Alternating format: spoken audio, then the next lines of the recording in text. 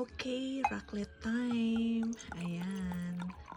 So, partneran natin ng red wine. Ayan ang ating potatoes. Cheese. Ayan ang ating ham. Ayan, iba't ibang klase ng cheese. Ayan. So, ilagay na natin sa ating machine na pinaginitan. Ils aimeraient bien ça aux Philippines, hein, parce qu'ils n'ont pas de vrai Yeah. fromage en fait. Ang bango nito. Hein? T'as décoré le plat, hein? C'est joli ce que t'as fait là. Okay. At ito naman ang ating potatoes. Ayan, tinalupan ko na siya. Ayan, at atin ang i-ready.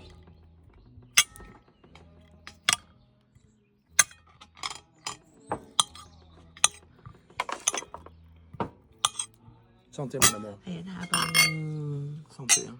minemelt ang ating keso is inom tayo. Ayan, makikita nyo ang ating vitamins. Okay. Très bon. Très très bon. Hein. Kuha tayo ng isang ham. Ayan.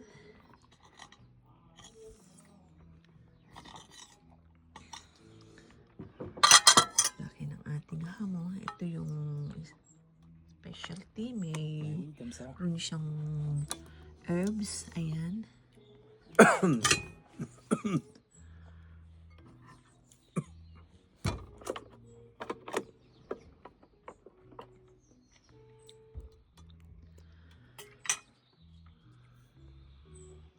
Ham na more. Très très bon.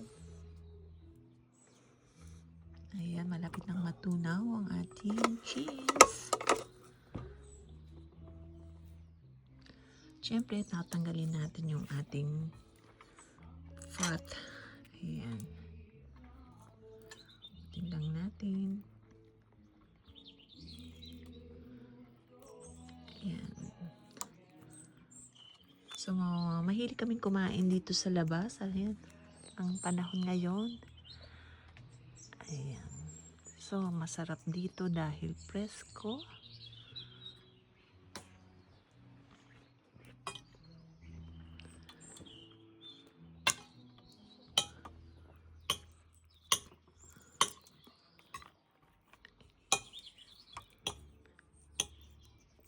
Cornichon mon amour. Ah bah oui, on l'a pas pris.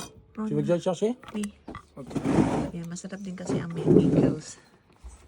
Yun ang cornichon ang tawag dito. Ayan, kinala natin kay Elvis. Elvis.